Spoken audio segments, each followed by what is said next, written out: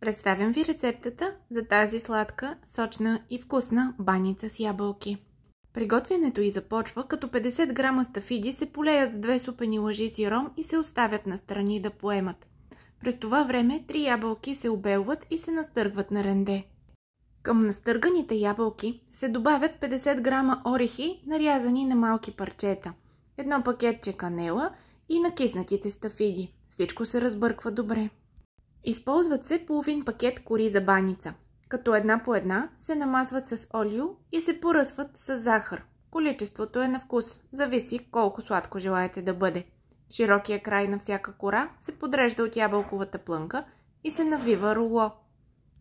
Готовите рула се навиват в предварително намазнена тава.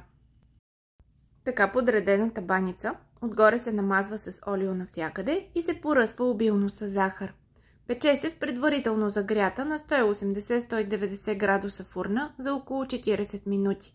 Готовата баница се покрива с найлон, докато изстине.